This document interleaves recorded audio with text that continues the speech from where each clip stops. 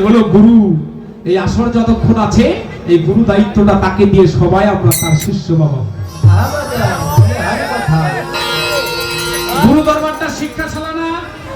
ছোটবেলায় পড়তে গেছি, হ্যাঁ, আলিফ বাতাসা পড়ছি, এবিসিডি পড়ছি, 1 2 পড়ছি, সরল সরয়া ক খ পড়ছি।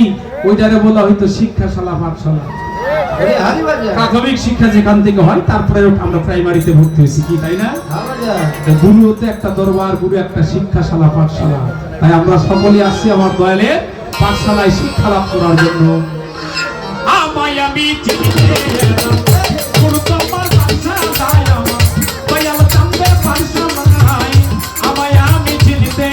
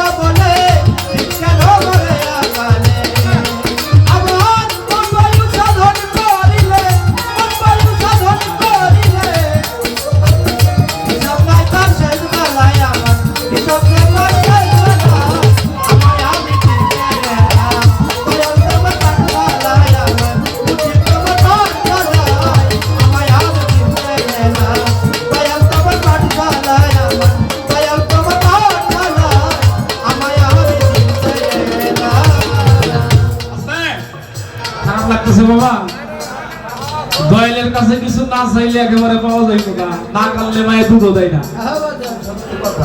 আর না চাইতে যে দেয় হে হয় দয়াল। আমার এই গানটি কথা শুনে আমার সোহেল ভাই, 1000 টাকা সোহেল ভাই আশীর্বাদ করেছেন। ভাই, ভাইয়ের প্রতি ভক্তি রইল, সঙ্গে তার সবসঙ্গী যারা আছেন সকলের প্রতি আমার ভক্তি রইল। বাবা, কথাগুলো লক্ষ্য করবেন, গানের মধ্যে মহাজন কি বলেছেন, এই গানটা কিন্তু আমার না, একজন মহাজনী গান। আমার যেজন আজকের মহাজন, তার কাছে আমি রেখে দিলাম। আমায় আমি চিনতে এলাম গুরু তোমার দয়া করে বলো দয়া। আমি আপনাকে জোর করছি না, কারণ জোর করে যা পাওয়া না যায়, পরজোরে অনেক কিছুই পাওয়া যায়। দয়া করে বলো দয়াল, দইলে আমার এই জনমটাই যায়। হ্যাঁ, আস্তে নাইকায় আমার জায়গা জমি করে খাই পরের গোলামি। আচ্ছা আপনারা একটু হাত উঠায় বলেন বাবা, যারা আত্মসমর্পণ করছেন তাদের নিজের বলতে কিছু আছে? বলেন আমার সাথে, আছে? আমি আমার আমিত্ব যে পর্যন্ত আমি বিসর্জন দিতে পারি নাই ওই পর্যন্ত আমার মুরিদ হওয়া হয় না। আমি আমার আমিত্ব সত্তা যা কিছু ছিল আমার বলতে সবই তো আমি আমার মুর্শিদের চরণে বিলিয়ে দিছি। আমার বলতে কিছুই নাই, কিন্তু তারপরে একটা ব্যাধি আমার ভিতর থেকে যায় নাই। ব্যাধিটা কি জানেন? তবে কেন হইয়া স্বামী,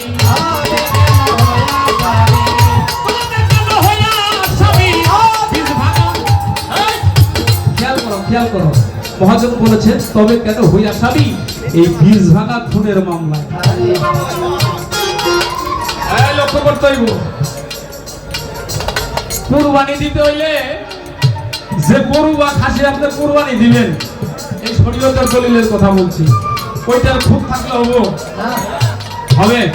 আচ্ছা হজ করতে যাবেন আপনি, আপনার নামে যদি কোনো কেস মামলা থাকে আপনি হজে যাইতে পারবেন? তাহলে তাক থাকলে যদি আপনার কুরবানি হয় না, তাক থাকলে আপনার কেস থাকলে মামলা থাকলে আপনি হজ করতে যাইতে পারবেন না, এত বড় তাকি আসামি আপনি গুরুর গোলামি করতে পারেন কি করে? আমি সর্বদাই সব সময় দাগি আসামি সমস্ত সবকিছু আপনাদের বিলীন করবার পরেও আমি বীজ ভাঙা খুনের মামলায় পড়ে আছি। দয়া করে যদি এখান থেকে আপনি উদ্ধার করে দিতে পারেন তাহলে হয়তো আমার এই জনম ধন্য।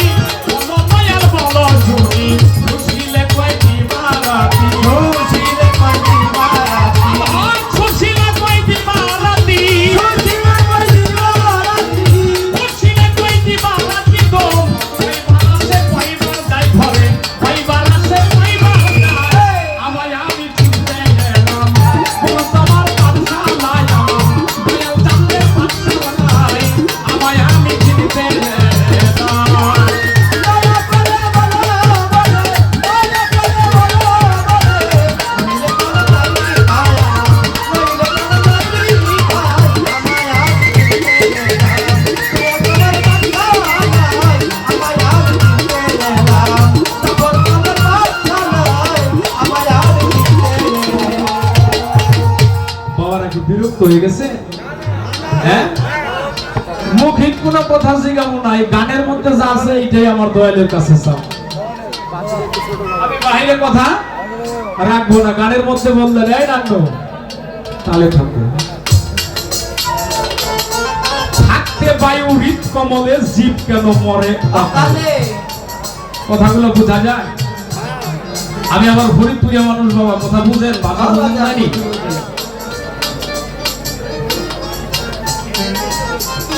এক প্রকার বাতাস আছে দেখো জগতের ভিতরে, আকাশের মধ্যে মেঘ হইলে এখানে ভেঙে যাইতে পারে।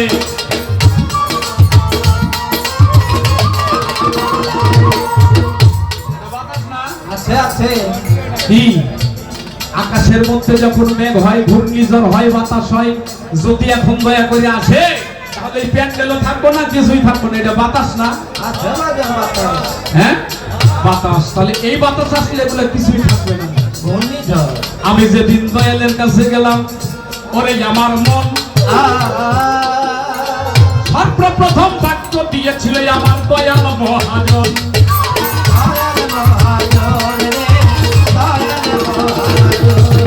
বাতাসটা লক্ষ্য করে চলো গা ভক্ত তোরে বলি,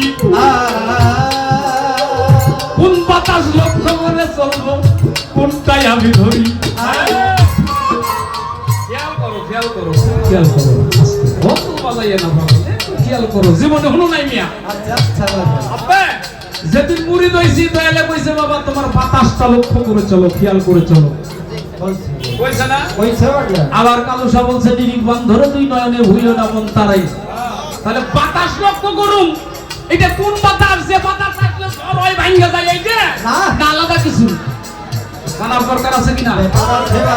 হ্যাঁ, যদি বাতাস লক্ষ্য করে চলতে পারে ওই ভক্ত কখনো বিপদে পড়ে না, তাহলে একটু জানা দরকার এটা কোনটা এই বাতাস।